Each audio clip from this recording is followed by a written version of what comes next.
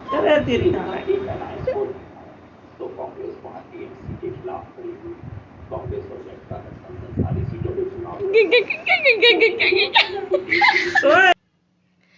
गर्मियों में कोई एक काम भी एक्स्ट्रा बता देना तो इतना गुस्सा आता है, और किचन में जाने का काम हो तो बस मन ही नहीं करता कि जाके अब कुछ करो। मेरा लंच वंच सब कुछ निपट चुका था, मैंने सबको खाना खिला दिया था। उसके बाद मेरे हस्बैंड ने बोला कि मैंगो शेक बना दो। फिर क्या था, बनाना था मुझे तो मैंगो शेक। फिर जब बोला है तो मैंने मैंगो शेक बना के दे दिया सबको। उसके बाद फिर मैं फिर से अपने काम में लग गई। मुझे आज ग्वार की सब्ज़ी बनानी थी, तो मैं यहाँ ग्वार की फली साफ़ कर रही थी और इन्हें छोड़ के गई थी मैंगो शेक बनाने के लिए। मैं फिर से यही साफ़ करने लगी। इसे साफ़ करने में बहुत टाइम लगता है और बोरिंग काम है ये बहुत ज़्यादा। तो मैं बस थोड़ी थोड़ी देर में इन्हें साफ़ कर लेती हूँ, बस जैसे जैसे करके कर ही लेती हूँ साफ़। लेकिन मुझे खाने में बहुत स्वाद लगती है ग्वार की फली। यहाँ इवांका में तंग कर रही थी, ग्वार की फली उठा उठा के भाग रही थी।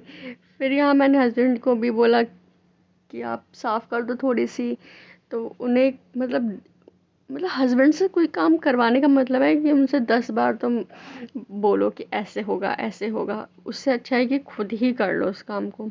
मैं ग्वार की फली साफ़ ही करी थी, फिर हस्बैंड ने बोला कि मुझे बैगन का भरता खाना है।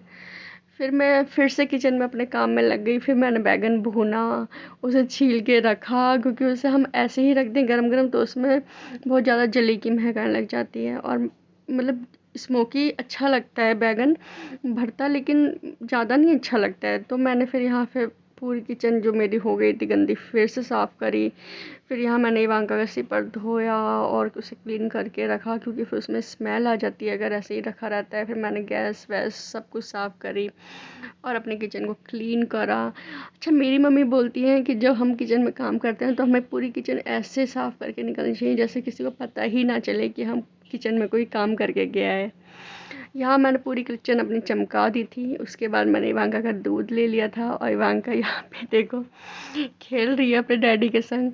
मतलब ये इसका बेस्ट टाइम होता है। अब रात हो गई है और मतलब ये चाहती है कि मतलब हम दोनों इसके पास रहें रात को और इसके संग खेलें। हमारा ड्राइंग रूम में लगा हुआ है एसी, तो हम रात को उसी में ही गद्दा नीचे बिछा के सोते हैं। तो मतलब इसका जब मन करता है ना तो कहती है कि गेट बंद करो और एसी चलाओ और मेरे संग खेलो। और मेरे से बोलती है कि गद्दा बिछाओ, एसी चलाओ, और गेट खुद जाके बंद करेगी, स्टॉपर को निकालेगी उसमें से, फिर लगाएगी गेट को। और यहाँ पे फिर ये हमारे संग खेलती है। इसको ये बेस्ट टाइम लगता है अपने पूरे दिन का। यहाँ पे मैं इसे कह रही हूँ कि बेटा लग जाएगी, मान जा। इसके डैडी भी कह रहे हैं कि लग जाएगी, मैं नहीं पकड़ पाऊँगा इसको, लेकिन नहीं। बट यहाँ पे ये स्कर्टिंग है ना, ये स्कर्टिंग इसके कई बार लग चुकी है और हम इसे बार बार मना करते हैं कि बेटा इधर की तरफ मत खेला कर, लेकिन इसके डैडी इधर ही सोते हैं तो ये उन्हीं के ही पास जाके खेलती है। लड़कियों को पता है डैडी से ज़्यादा वो लगाव होता है और ये सोती भी उन्हीं के पास है। मेरे पास जब रात को मन कर जाता है तब आ जाती है, लेकिन ये उन्हीं के पास जाके सोती है।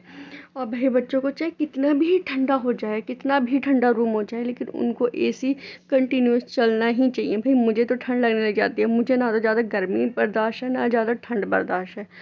तो मैं इसे सोचती हूँ कि चल ये ठंडी हो गई होगी रात में तो चद्दर वद्दर उड़ा दूँ, लेकिन नहीं। जैसे ही मैं इसे थोड़ी सी भी चद्दर इसके ऊपर डाल दूँगी ना, इसके पैरों पे या इसके पेट वेट पे रख दूँगी कि चल ठंड ना लगे इसको, तो ये तुरंत उसको हटा देती है और जग जाती है। अब मेरे को ठंड के मारे नींद नहीं आती है। मतलब पूरी रात मेरा यही चलता है, एसी ऑन ऑफ करना पड़ता है। बस आज का ब्लॉग यहीं खत्म।